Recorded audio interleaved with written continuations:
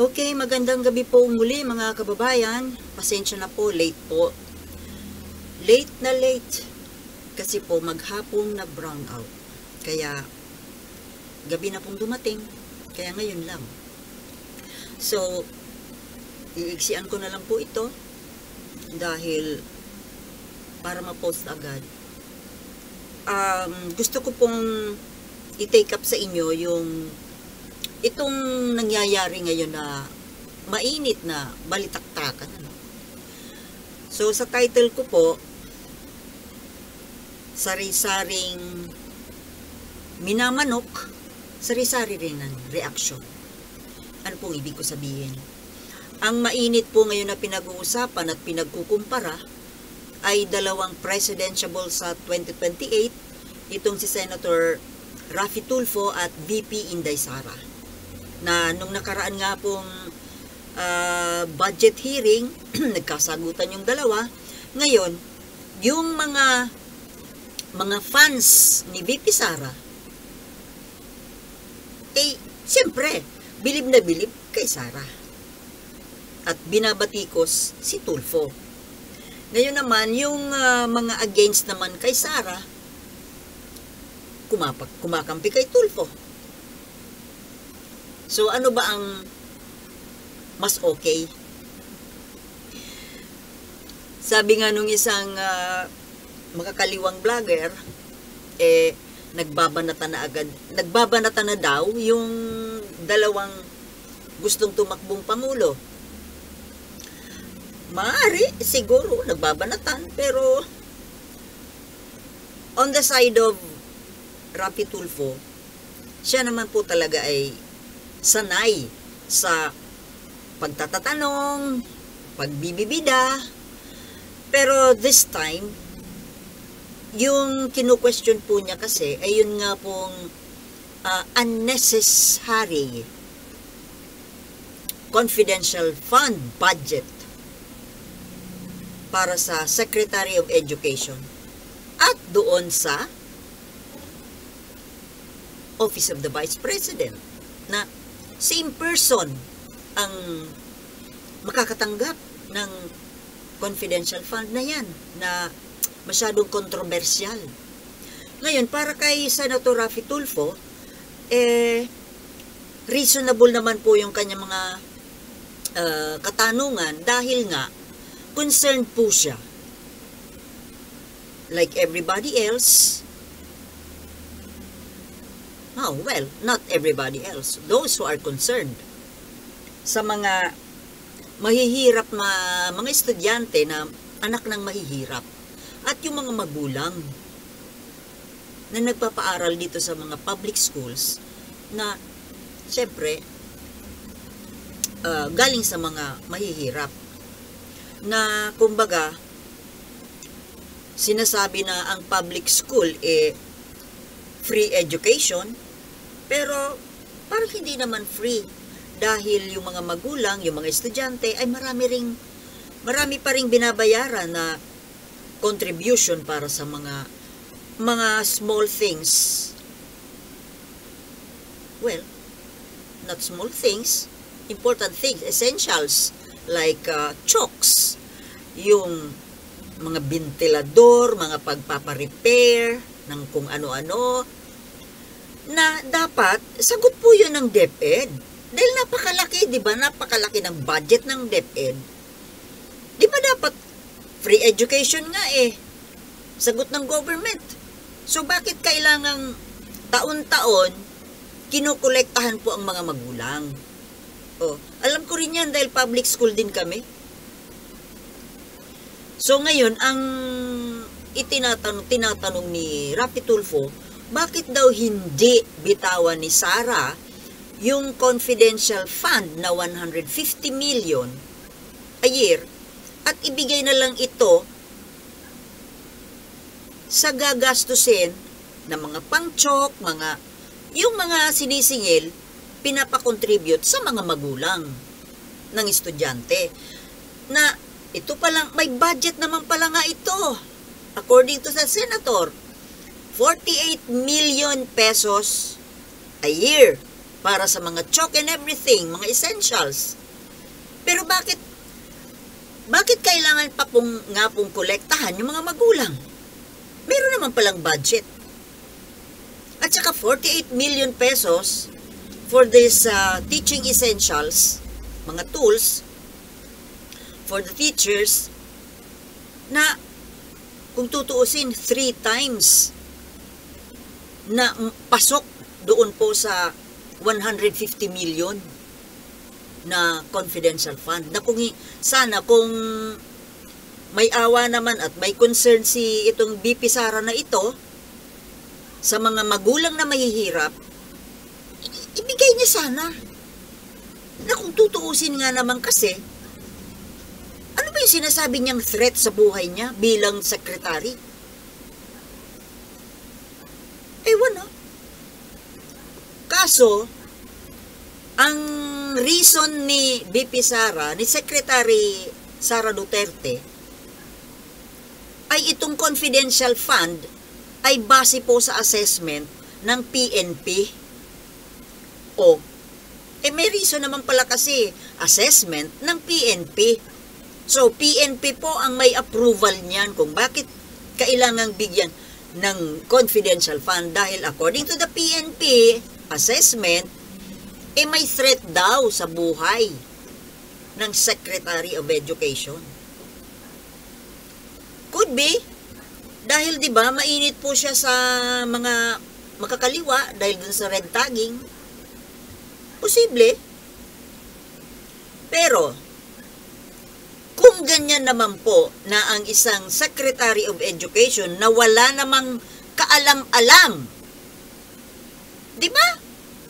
Wala naman po siyang alam sa pagpapatakbo ng DepEd. Nagkakagastos lang po ang DepEd. Nadadagdagan lang ang budget dahil nga ang Secretary of Education ay si Sara Duterte na nangangailangan ng confidential fund na pwede na sanang pampagawa ng mga classrooms at pang-budget sa mga pangangailangan ng mga teachers. Ngayon, kung papalitan po ang secretary, kung hindi na po si Sara, after all, wala naman siyang alam. Sorry nasasabi kong wala siyang alam kasi nga, dyan sa mga budget deliberation, sa mga katanungan para sa kanya, parating ang itinuturo niya, yung mga USEC, Juan de la Cruz will answer the question. Laging ganon. Nanonood po ako. Hindi niya masagot yung mga tanong na dapat para sa kanya. Parating ibabato niya doon sa mga USEC niya. Kaya lagi niyang nasa paligid niya. Hindi natin pinipintasan si BP Sara dahil sa wala siyang alam, dahil hindi naman nga niya talaga forte ang educational system. Kaya wala siyang alam dyan. Kaya dapat sana palitan na po ng may alam. Diba? Ako naman Pangulong Bongbong Marcos, bakit inilagay yan dyan? Ang nangyari tuloy, doble-doble po ang natatanggap ni Sara na budget na hindi naman kailangan dahil wala naman halos talagang threat sa buhay niya. Dumami tuloy ang gwardiya niya, kaya dumami ang kanyang budget dahil maraming sinasahuran ng mga bantay.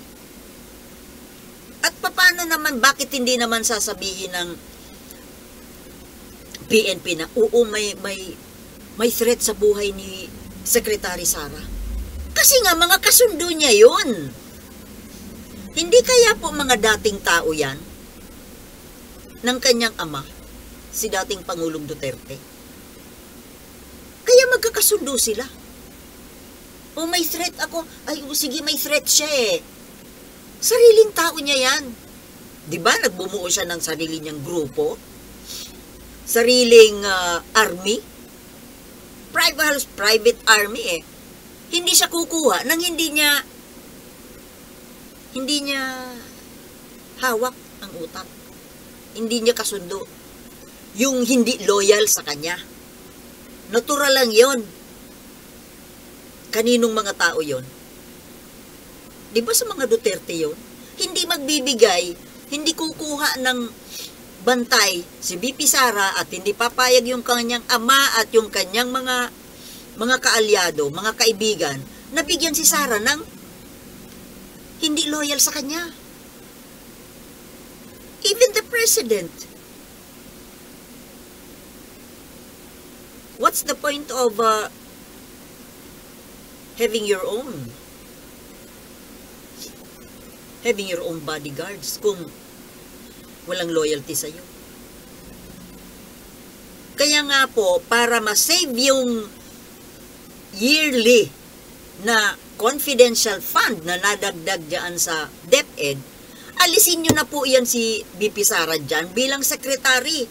After all, wala naman siyang alam sa pagpapatakbo ng DepEd.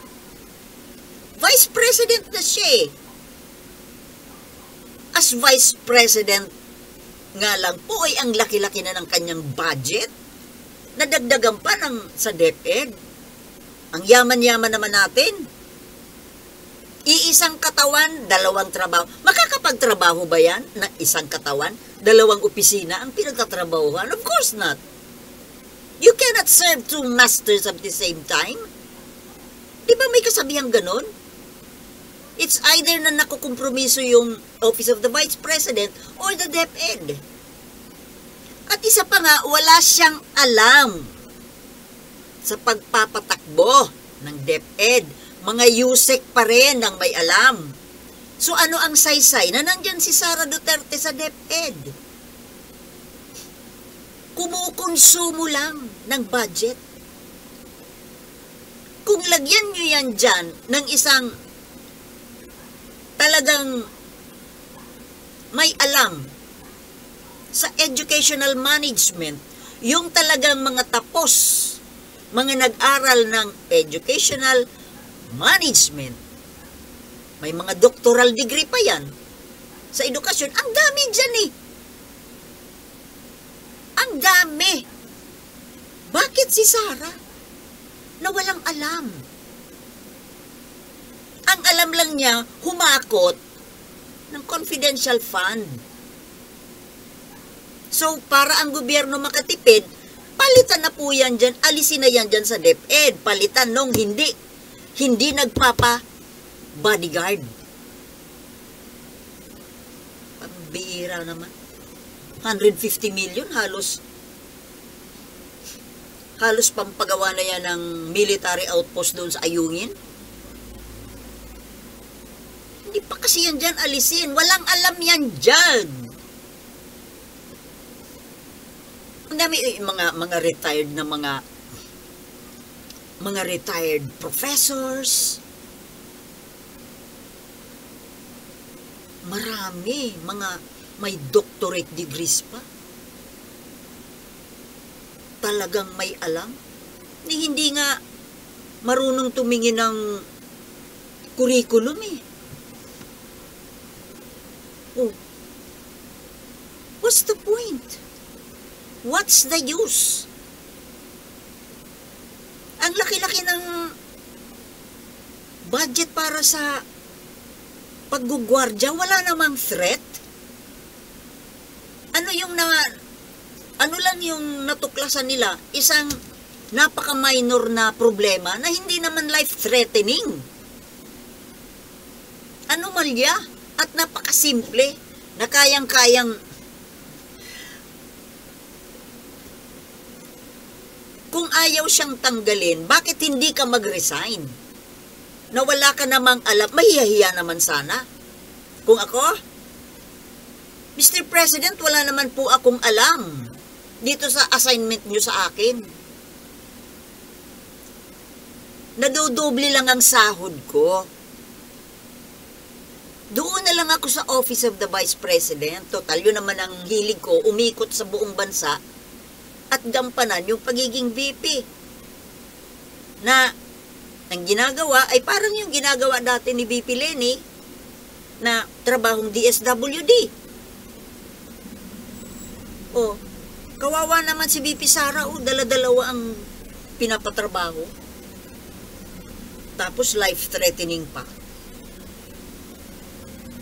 Mag-resign na lang po kayo sa DepEd para matapos na yung gulo.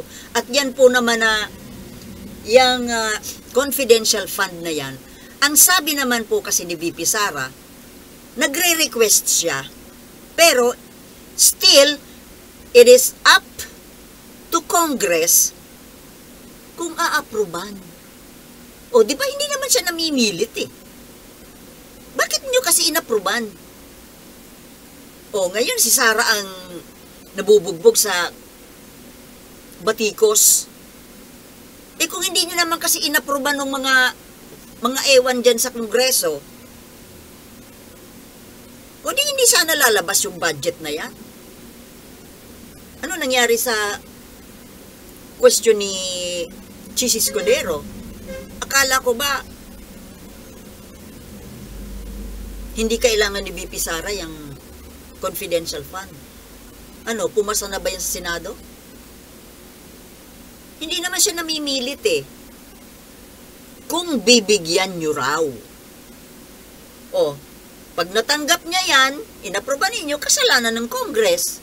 Hindi na kasalanan ni Sara yun. Hindi naman siya makakatanggap ng budget kung hindi approve ng Congress, di ba?